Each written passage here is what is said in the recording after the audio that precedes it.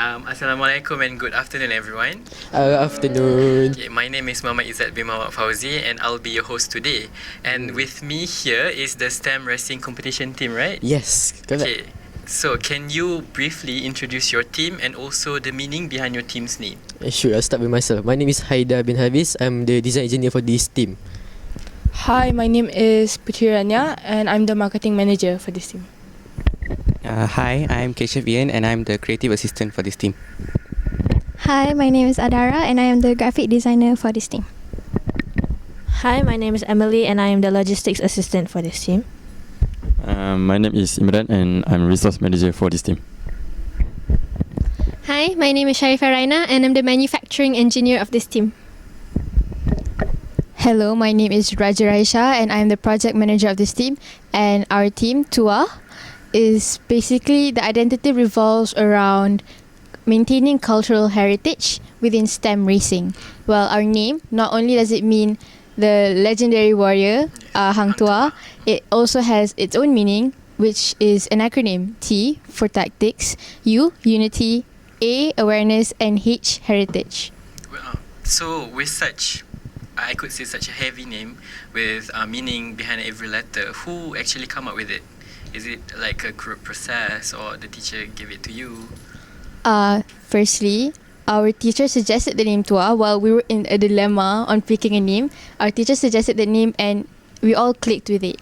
And from there, we also got the idea to make the name into an acronym, so it sounds more meaningful. And it was quite a hectic process, but in the end, we got good results from it. I could imagine, because such a meticulous name with history behind it, okay? So, the next question, what motivated you to join the STEM racing competition in the first place? Okay, ever since Form 1, we've always heard about it. F1 in schools or STEM racing has always been a big thing at Section 9 here. So, in Form 2, when I heard that Integra, which is another one of our school's STEM racing teams, were doing an interview for internships, I was excited because I actually found out earlier before other people because I saw Cikgu Amirul, which is their teacher advisor, in the library, and he told me about it. And so me and everyone here except for Keshav applied for the interview, and thankfully we got it. We became interns for Integra for a few months, and then now we've made our own team and we are independent from them. But we still receive their mentorship, their advice and guidance. You basically want to follow their steps, right? Yes. Okay, that's very cool. So, next question.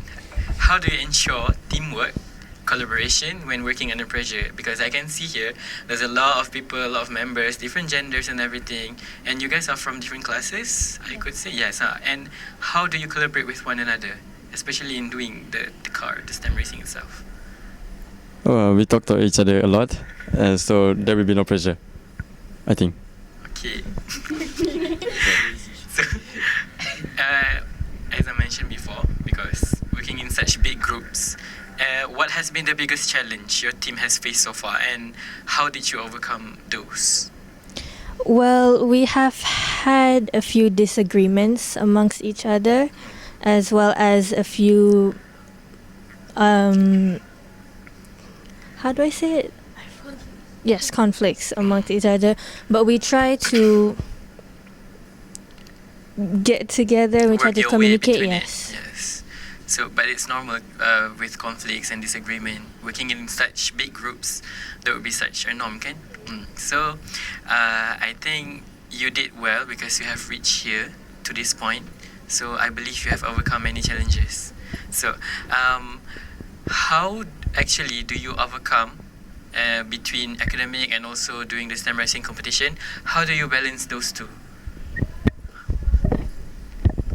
Well, for me, this midterms exam, I've actually done not that bad. I would say I'm quite proud of my marks. But at the same time, I had to juggle between the responsibilities of STEM racing. The way I did that was I had proper time management, and I'm sure that the team has proper time management too when it comes to their studies, when it comes to balancing studies and STEM racing. So basically, time management is key, right? Yes. To balance those two. And for your team, TUAH, what do you think sets your team between the other teams? What could you say? So we noticed that other STEM racing teams, their team identity revolves around being, for example, our seniors in TERA, they revolve around AI. Some of them, the other teams revolve around space maybe. But our team, we try to go towards cultural heritage. So we take back what our ancestors taught us, and we show that STEM and our culture can be one. Yes. Yeah, we combine those two. And I think it's very unique touch because most of like this technological stuff always been connected to like AI, space and everything, kan? So you are actually like one of the, I think one of few teams, like the pioneers that actually connect it to our own cultural heritage. Yes, that's true. And that's very cool.